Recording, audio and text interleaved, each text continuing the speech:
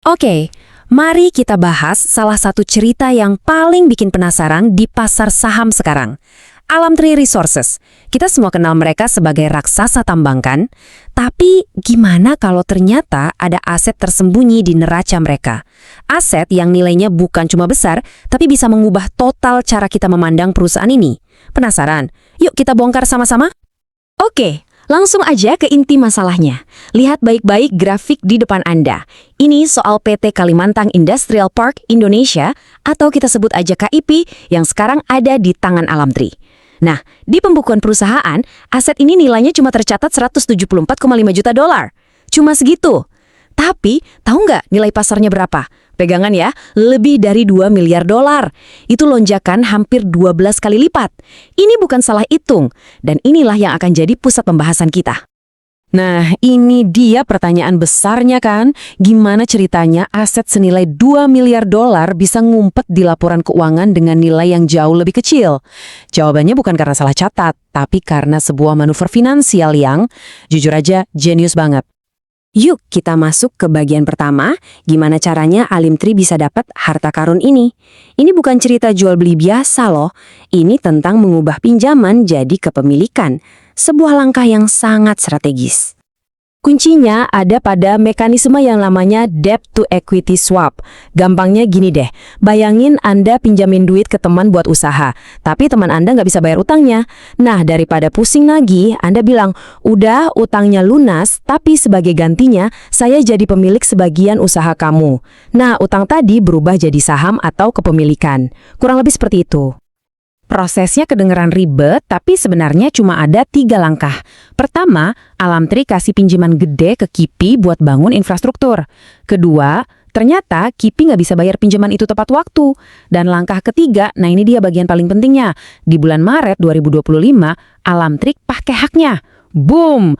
Utang tadi langsung diubah jadi saham. Dan seketika Alamtree jadi pemilik utama KIP. Sesimpel itu.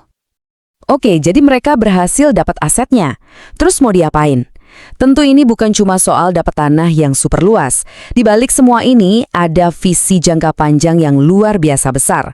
Mari kita lihat kenapa KIP ini penting banget buat masa depan Alamtree. Strategi mereka itu ditopang sama 4 pilar utama. Pertama, integrasi hilir. Maksudnya, mereka nggak mau lagi cuma gali batu bara terus dijual, tapi mereka mau olah sendiri hasilnya, misalnya di smelter aluminium. Kedua, infrastruktur dan logistik. Lokasinya kan dekat laut, jadi mereka bisa bangun pelabuhan sendiri, biaya jadi lebih efisien kan? Ketiga, diversifikasi bisnis. Ini cara cerdas biar perusahaan gak cuma bergantung sama satu sumber pemasukan aja. Dan yang terakhir, dan mungkin yang paling penting, ini adalah investasi untuk menciptakan nilai jangka panjang yang nilainya bisa sangat-sangat besar.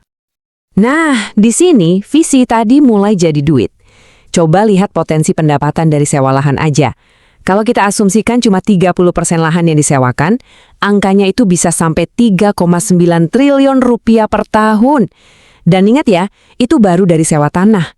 Belum termasuk pemasukan dari jasa pelabuhan, jualan listrik dan air ke pabrik-pabrik lain di sana, plus keuntungan tambahan dari jualan produk aluminiumnya sendiri.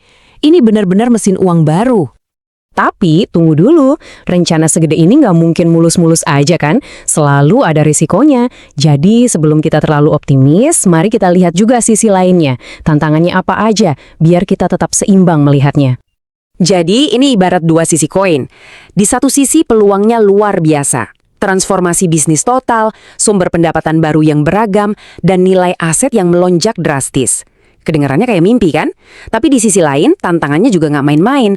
Butuh modal super besar, eksekusinya susah, ada isu lingkungan, dan harga komoditas global yang naik turun.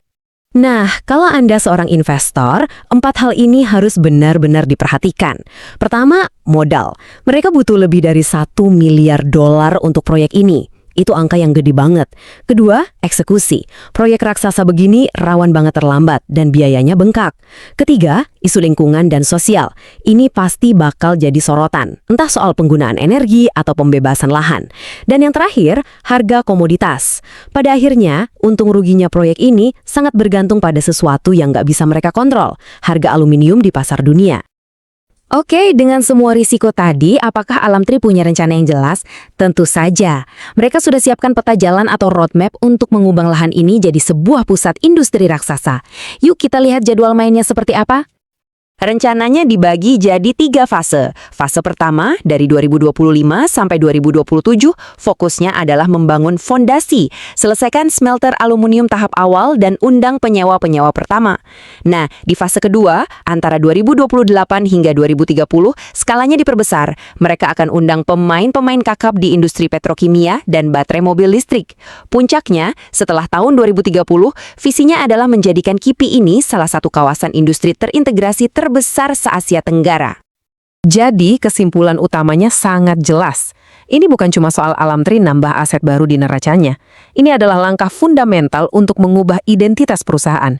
Dari yang tadinya kita kenal sebagai perusahaan tambang, menjadi raksasa industri hilir yang terintegrasi. Sebuah transformasi total.